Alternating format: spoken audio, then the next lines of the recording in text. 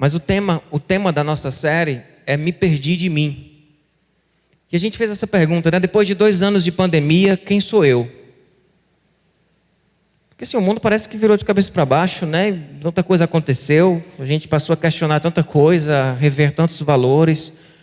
E no final de tudo, quem sou eu? Nos momentos de dificuldade na vida da gente, a gente pode se perder. Mas a gente também pode se achar. Sabia? Pastor Marcos hoje de manhã deu um testemunho sobre o câncer dele de próstata, a maneira como ele lutou contra esse câncer. E ele deu um testemunho hoje de manhã que o PSA dele deu 0,02. E o médico disse que está liberado. Mas ele comentou que no momento que ele recebeu a notícia, no momento que ele começou o tratamento hormonal, né, que a testosterona dele foi lá para as cucuias, e de que ele teve uma hora que ele achou que ele estava se perdendo dele mesmo. Mas ele completou a frase sem nem combinar comigo, e a pregação tinha a ver com isso. Ele completou a frase e disse: mas eu estava me encontrando. Achei que eu estava me perdendo, mas eu estava me encontrando. Então, nesses momentos de turbulência, pessoal, porque a pandemia não passou, né? Passou a pandemia, sim, no sentido de número de mortes alto e tudo, mas a gente sofre ainda os efeitos dos transtornos, né, da pandemia. Os transtornos mentais, os transtornos econômicos e os transtornos sociais. A gente está vivendo ainda tudo isso, estamos sob impacto de tudo isso. Então a questão é: você se perdeu ou você se achou? Ou talvez você nem saiba direito ainda, tá? Pode ser que você esteja como na fase do pastor Marcos, que diz assim: eu acho que eu me perdi de mim. Mas logo depois ele diz: mas na verdade eu me encontrei.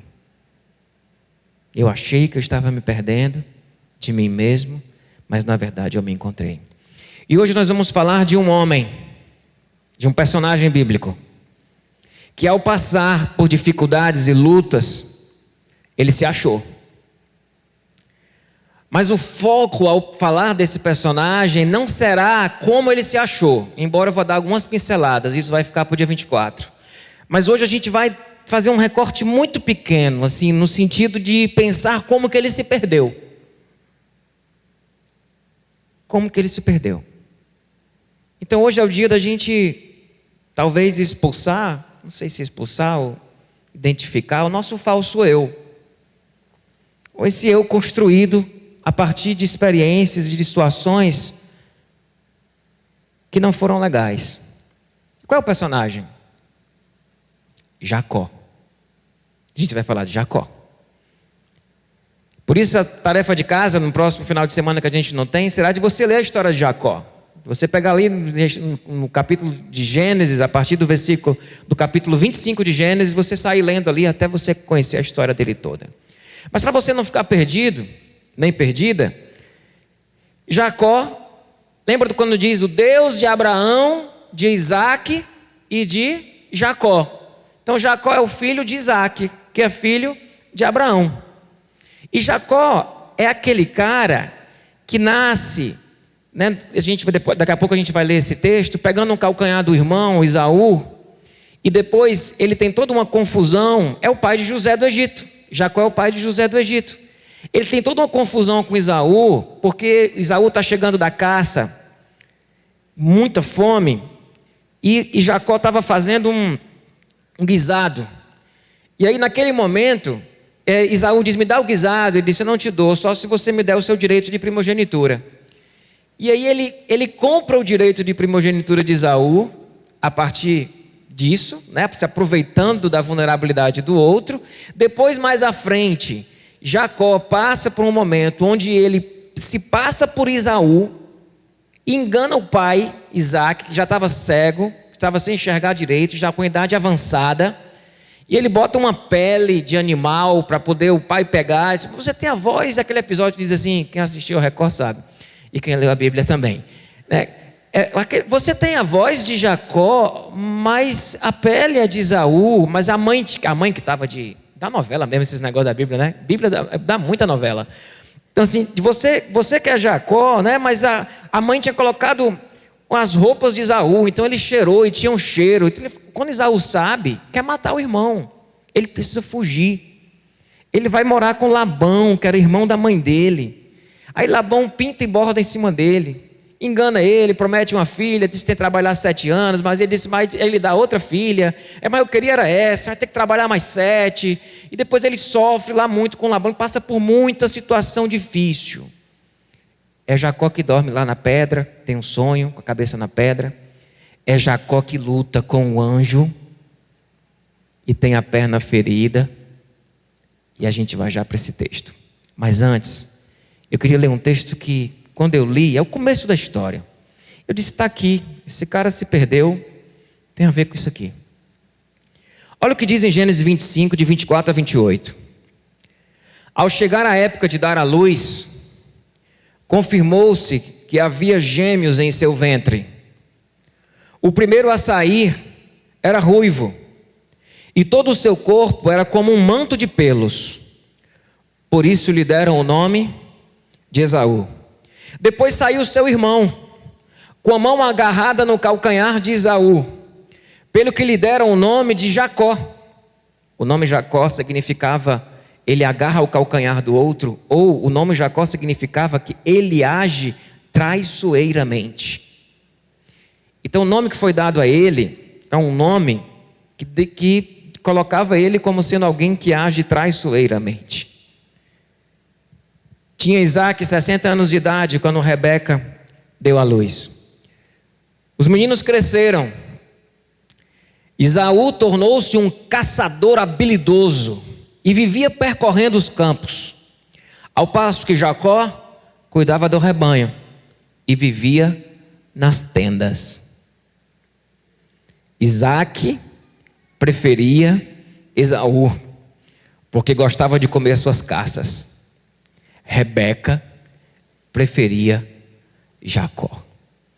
Eita, meu povo, quando eu li isso aqui, eu disse, facinho você se perder de você mesmo com um cenário desse.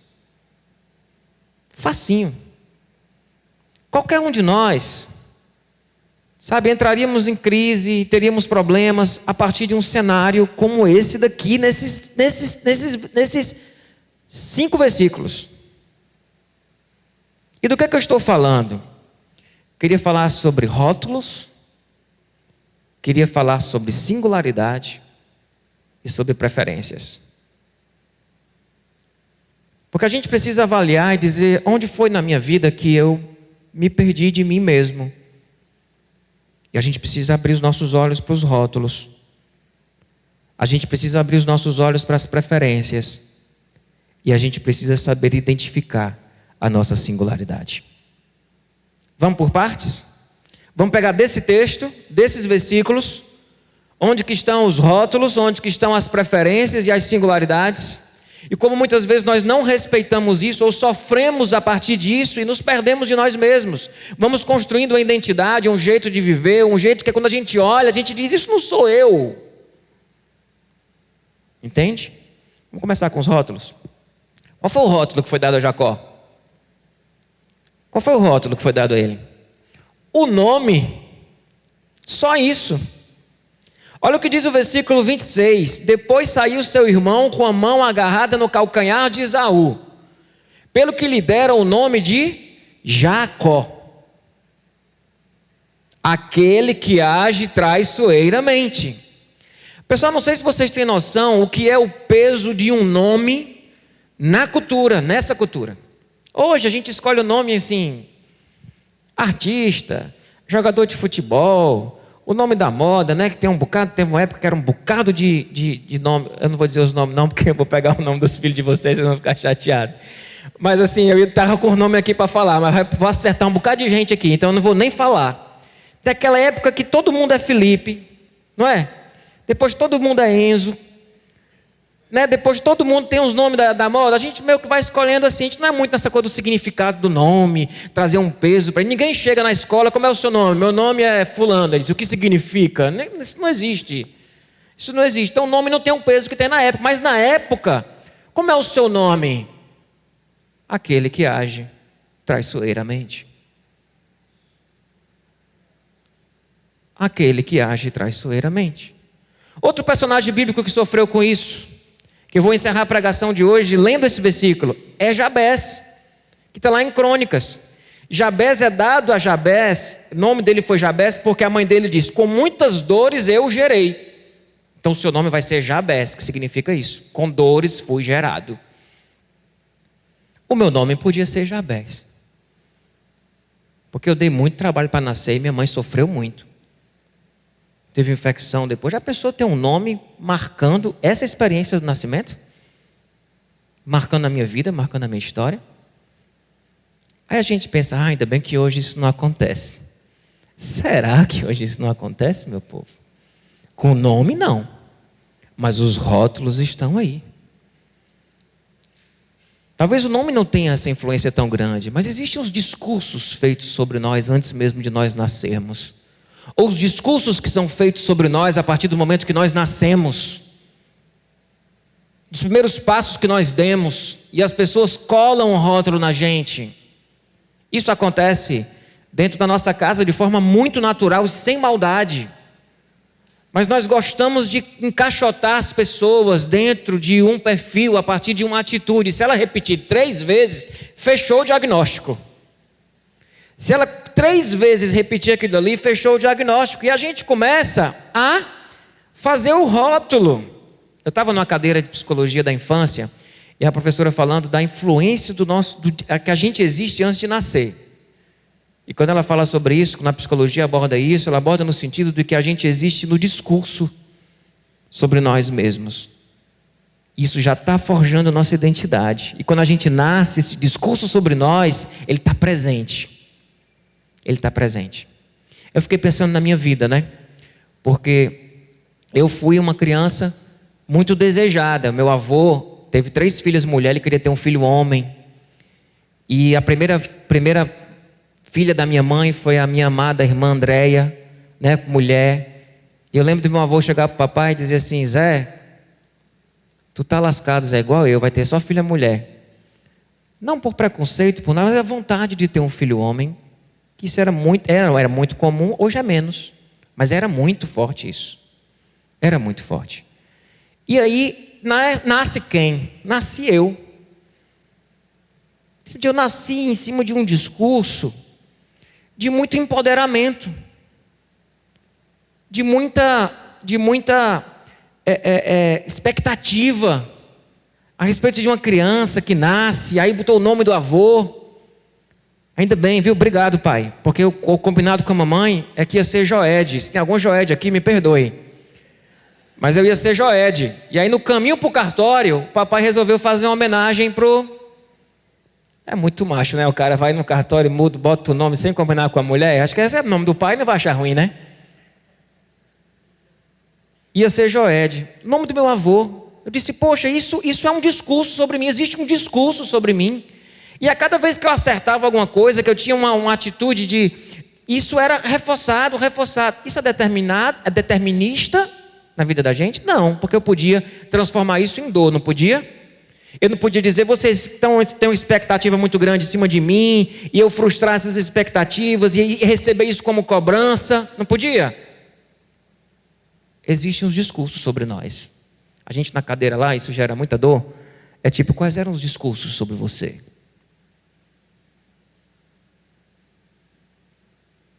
Quais foram os reforços que foram dados?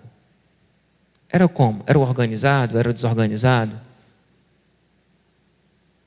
Era o malina, o malino, era o sapeca, era o quê? Você é taxado e rotulado como sendo o quê? Isso pegou todos nós, meu povo. E você não é vítima por causa disso, não. Isso é uma realidade. E a gente precisa olhar para esses rótulos. Em algum momento a gente precisa saber descolar deles. Tem um episódio quando Jacó ele engana o pai, depois de já ter feito com o irmão, e é nessa hora que Esaú resolve matá-lo. Olha o que diz em Gênesis 27. Mas ele respondeu, o pai, né? O seu irmão chegou astutamente e recebeu a bênção que pertencia a você. E disse Esaú: não é com razão que o seu nome é Jacó? Como se ele tivesse determinado já ser esse cabra safado, entendeu? Como se ele já tivesse determinado. Não é com justiça e com razão que o seu nome é Jacó? Alguns rótulos que colocam sobre nós, eles são injustos. Outros são justos, a partir de uma característica nossa. Mas, meu povo, independente disso, se são justos ou injustos, eles não nos definem. E eles não podem nos definir. Lembra quando eu li o texto que disse: os meninos cresceram e Esaú se tornou, e o outro se tornou? Todos nós temos um vir a ser, um tornar-se. Não estamos escravos nem limitados a nenhum tipo de rótulo sobre nós mesmos. Nós podemos agir de forma não apenas reativa, mas ativa, não apenas forma passiva, mas ativa. E não ficar simplesmente reagindo. Alguns rótulos eles são injustos, outros não. Na 8ª série foi feito eu nasci em 76, né? Então assim, eu na 8ª série era a geração do bullying como modus operandi de viver escola. A gente foi criado tomando sopinha de bullying na escola.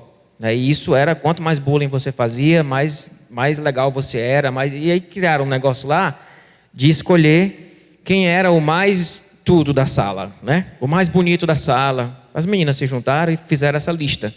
O menino mais bonito, o menino mais feio, o menino mais alto, o menino mais baixo, o mais gordo, o mais magro. Eu ganhei em uma categoria. Eu fui eleito na 8ª série o menino mais ignorante da sala. Mais ignorante da sala. E eu fico olhando para trás e dizendo: cara, se eu tivesse pego aquele rótulo. E talvez na época eu fosse meio sem paciência mesmo, sabe? Acho que eu não tinha muita paciência assim para ouvir nada que merecesse uma boa resposta, não. E eu sou bom de dar resposta. Você não tem noção do tamanho do filtro que eu uso. E Deus tem dizendo: deixa eu usar essa tua capacidade para pregar o evangelho, né? Em vez de ser para dar resposta para os outros. E quem me conhece de perto sabe que a minha capacidade eu não ando com o filtro desligado, porque não dá certo. Ele tem que estar ligado. E Deus fez uma obra na minha vida, meu povo. Eu não estou longe de ser hoje esse ser impaciente, que não tem paciência, ignorante, impaciente. Não porque eu não saiba. E aquele rótulo sobre mim não era assim: que absurdo. Não, fez sentido, né?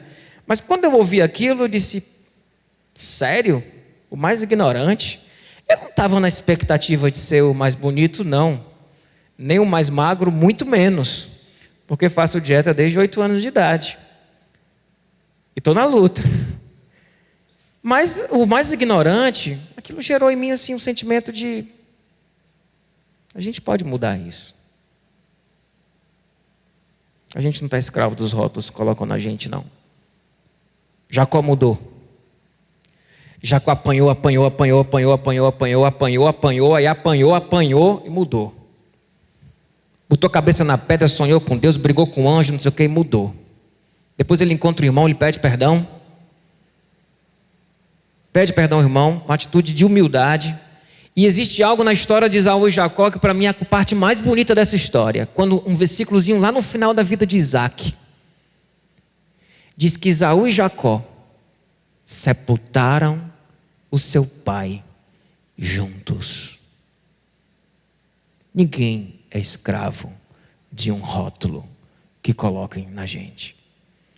A gente é livre para mudar, para viver diferente. Então não aceite os rótulos que você coloca sobre você e nem que as pessoas coloquem sobre você. Mas talvez seja interessante você considerar: por que esse rótulo está sendo colocado sobre mim e onde que eu posso mudar? Mas isso é para o dia 24. Vamos para as preferências? Ficou claro os rótulos? Outra coisa que destrói a identidade são preferências. O texto diz: Isaac preferia Esaú, porque gostava de comer das suas caças. E Rebeca preferia Jacó. Fica imaginando, sabe? O pai, né? A não dá nem para a gente dizer que era machista, né? Porque assim, eram os criadores dos criadores do machismo, né? Até imagina de quem era o filho que ele ia gostar. Qual dos dois que o pai ia gostar? O caçador. O caçador é o macho alfa. O caçador era o cara que, sabe, pegava lá e saía, devia ser forte. Eu fui falar isso, aí o pessoal disse, mas Jacó lutou com o anjo e venceu. Eu disse, mas deve ter sido jiu-jitsu. Do Gracie, né? Que é os bem magrinho e ainda venceu. Deve ser uma habilidade especial ali. Porque o outro era caçador. E quando vem a batalha dos dois, ele não tem nem dúvida de que ele perde para Esaú. Porque o que diz do outro? Que o outro gostava de ficar onde? Nas tendas, meu povo. Jacó gostava muito, era de uma rede. O outro era o macho alfa que saía para caçar. As preferências. Mas isso não acontece lá em casa, não. Não estou falando da sua casa, não. A gente está vivendo num mundo de preferências. Qual é o biotipo de preferência que a sociedade bate palma? Quem é o profissional do mercado de trabalho de preferência que todo mundo bate palma? Quem é o aluno de preferência da cultura e da sociedade que nós vivemos? Ainda que a sua família não faça essas preferências, e eu acredito sim, eu acho que isso não tem que existir preferência em família, ainda que a família não faça, a sociedade vai fazer. E parece que nós estamos lutando para ser aquilo que é o preferido. Os lugares onde a gente vive. Jacó queria ser Esaú. E é tão simbólico porque ele tem uma hora que ele veste a roupa de Esaú, ele bota a pele de animal para parecer com Esaú. Mas ele estava só querendo enganar o pai. Mas não é simbólico? E na hora que o pai pergunta para ele, quem é você? Ele responde o quê? Eu sou Esaú. Ele está mais do que enganando o pai. Ele está enganando a si mesmo. Ele está querendo viver a vida do outro. A gente está no metaverso, né, pessoal? No Instagram, né? Está aí a preferência estampada, né? E a gente fica querendo viver a vida do outro. Se encaixar em padrões de preferência da sociedade. Que bate palma. Que traz renda. Porque no final de tudo, a gente quer isso aqui. Então a gente vai se perdendo.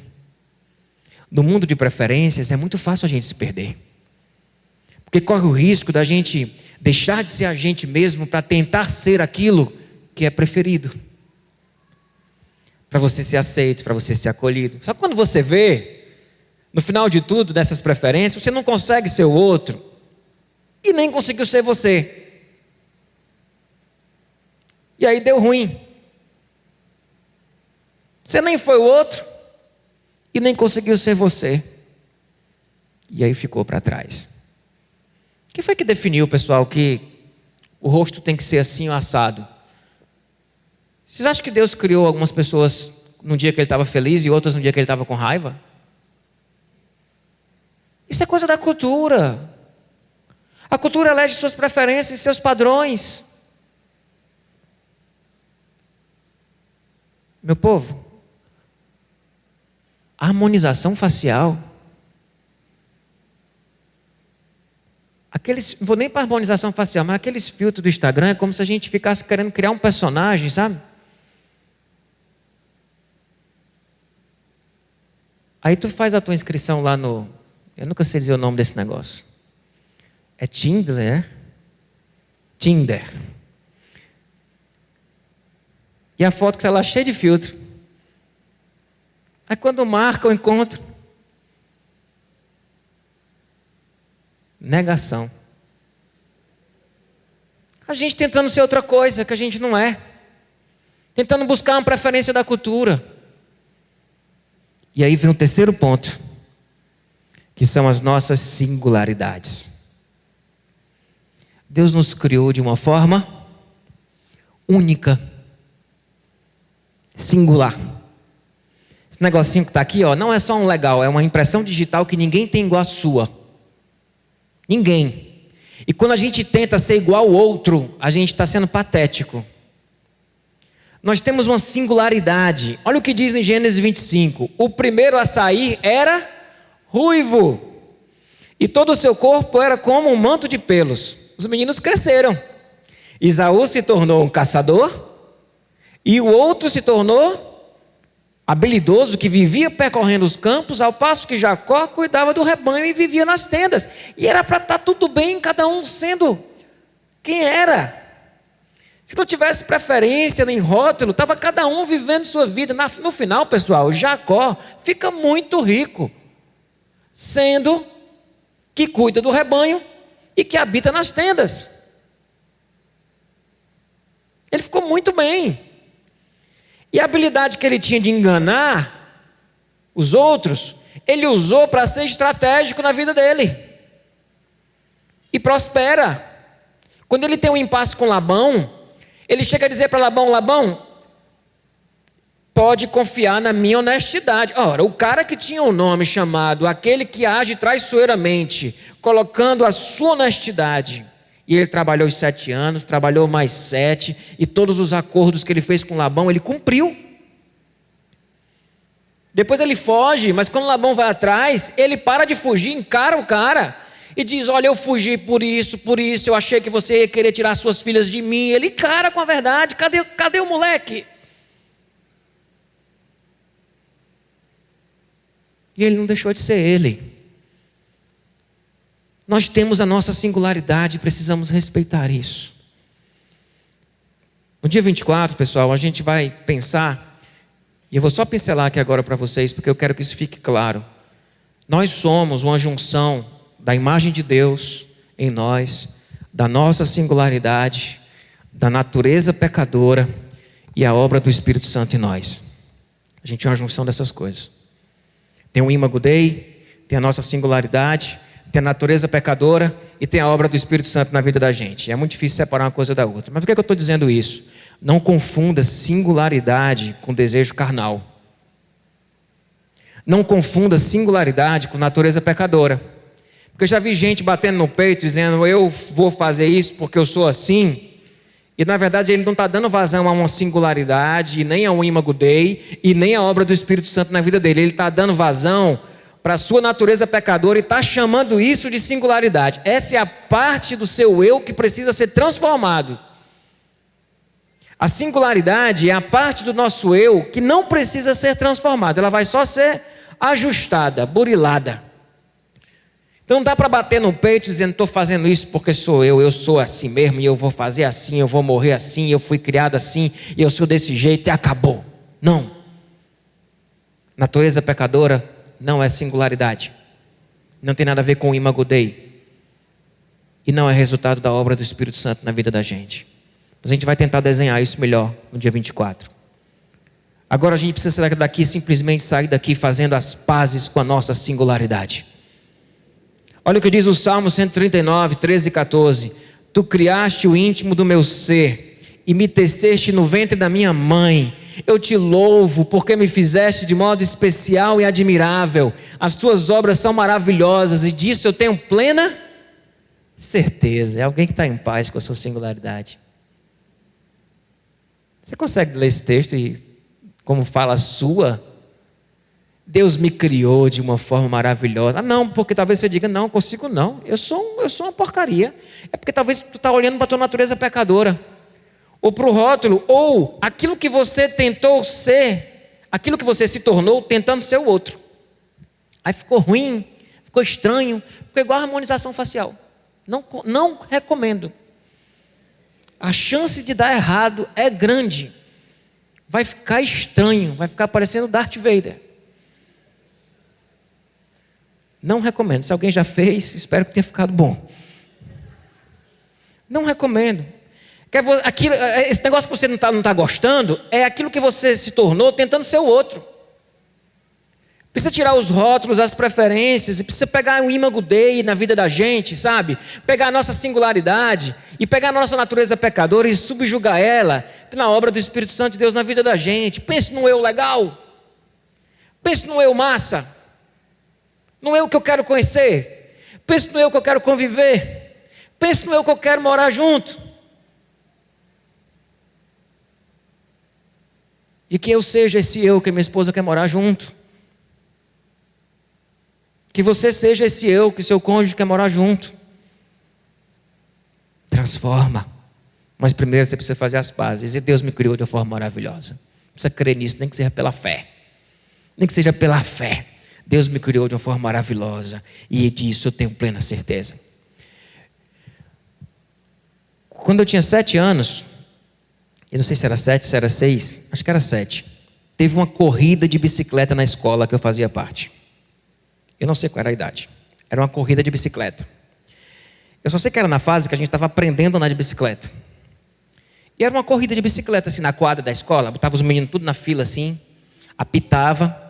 E saía aqueles meninos tudo sem capacete. Naquela época não tinha isso. Naquela época a gente andava 7 no fundo de uma Brasília. Tudo correndo na bicicleta. E até o final tinha que dar a volta e voltar. Eu conto essa história no meu livro. Eu fui com a minha motoquinha. E o povo estava aprendendo a andar de bicicleta. Eu fui de motoquinha. E quando chegou lá, que deu a pitada, pessoal, eu tinha, no mínimo, uns 5 anos de experiência em motoquinha.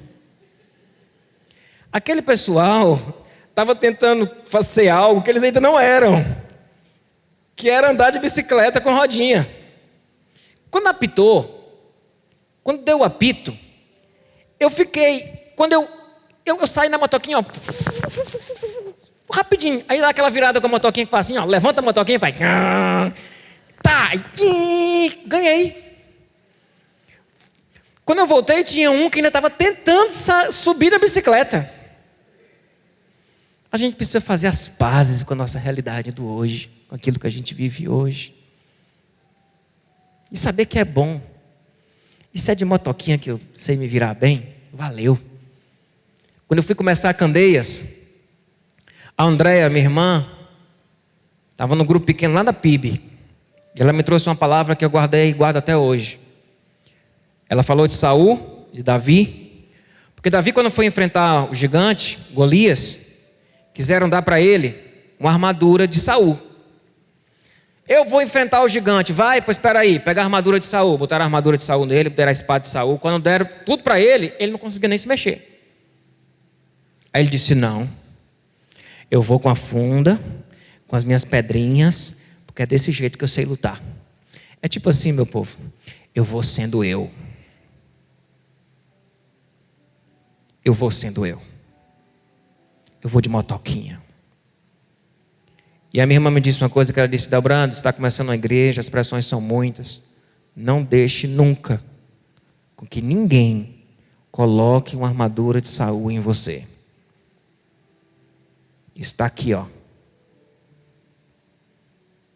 Ela foi muito usada por Deus na época que eu disse sim ao ministério. E quando eu fui para Candeias, para abrir a Candeias, ela disse, nunca deixe ninguém colocar uma armadura de Saul em você. Porque quando a gente tenta vestir uma roupa que não é nossa. Rob Bell, quando fala de sensualidade, ele diz que não há nada mais sensual do que uma pessoa sentindo-se bem, vestindo sua própria pele. De que não há nada mais sensual que isso. Não há nada mais poderoso do que isso. Não há nada mais irradiante do que você ser alguém que se sente bem vestindo sua própria pele, sendo você mesmo. Quando Jacó está chegando lá, no final, ele vai se encontrar com o irmão dele, sem saber se ia morrer, se ia viver. Ele tem um encontro com o anjo, ele luta com o anjo. Deixa eu ler esse texto para você. Gênesis 32. E Jacó ficou sozinho. Tá aí uma dica, tá? Se a gente não sabe mais ficar sozinho, a gente vai se perdendo da gente. Sozinho mesmo. Não é no Instagram, não. Não é no TikTok, não. É sozinho. Jacó ficou sozinho. Então veio um homem que era um anjo, o próprio Deus, que se pôs a lutar com ele até o amanhecer. Quando o homem viu que não poderia dominar Jacó, tocou-lhe na articulação da coxa, de forma que a deslocou enquanto lutavam. Então o homem disse: deixe-me ir, pois o dia já desponta. Mas Jacó lhe respondeu: não te deixarei ir, a não ser que me abençoes. O homem, que era o próprio Deus, perguntou: qual é o seu nome?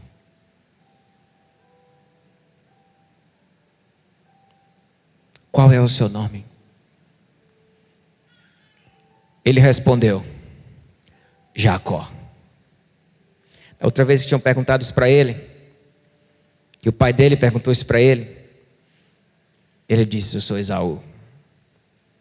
Agora ele está diante de Deus dizendo: eu sou Jacó. Então disse o homem: seu nome não será mais Jacó.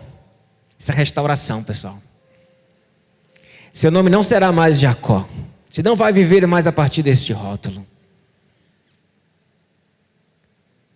Mas sim Israel, porque você lutou com Deus e com os homens e venceu. Prosseguiu Jacó: peço-te que digas o teu nome para o homem. E o homem respondeu: por que pergunta o meu nome? O que está em xeque aqui não é que o meu nome é o seu. Imagine que se Deus falasse: eu sou. Meu nome é eu sou. A questão não é quem eu sou, é qual é o teu nome. É isso que Deus está te perguntando. Enquanto a gente está tentando ser Jacó, a gente está perdido, tentando ser Esaú. Mas quando a gente aceita ser Jacó, parece que é nessa hora que Deus vem e diz: pois vamos fazer algo novo. Vamos trabalhar em cima desse eu aí. Vamos aprimorar. Vamos melhorar. Vamos crescer. Jacó chamou aquele lugar de Peniel, pois disse: vi a face de Deus e todavia a minha vida foi poupada. Mesma coisa com Jabés. Lá em Crônicas diz: Jabés foi o homem mais respeitado da sua família. E essa frase, ela tem um problema nela. Aquele que foi gerado com dores se tornou o mais importante da sua família. Você está vendo o milagre? Aquele que era Jacó, o enganador, o que age traiçoeiramente, se transformou aquele que luta com Deus, com os homens e vence. Jabés era gerado com dor, se tornou o mais importante da família, porque ele resolveu fazer uma oração, e na oração dele ele dizia: abençoa-me, abençoa-me. O Bruce Wilkinson, que escreveu esse livro, A Oração de Jabés, ele diz que a palavra abençoar é algo que só Deus pode fazer. A gente tem mania de abençoar os outros, né? Te abençoo. Só Deus pode abençoar. A gente pode ser usado por Deus para abençoar alguém, mas só Deus pode abençoar, porque a palavra bênção significa favor sobrenatural. Então, que me abençoes, que venha o teu favor sobrenatural sobre este eu perdido, sobre este eu adoecido, sobre este eu que precisa conhecer o teu espírito e viver a tua vida. Eu quero me encontrar. Esse imago Dei, a minha singularidade, sabe, a minha natureza pecadora, e a obra do Espírito faz quem eu sou. Deus perguntou para Jacó: qual é o teu nome? Ele diz: o meu nome é Jacó. Que você saia daqui hoje em paz com a sua singularidade. Que você saia daqui hoje dizendo não aos rótulos que tentam determinar quem você é. Você não é escravo disso. Que você saia daqui hoje dizendo não às preferências, porque não vou me dirigir por preferências culturais. Eu sei o meu valor, eu conheço o meu valor. Amém, meu irmão?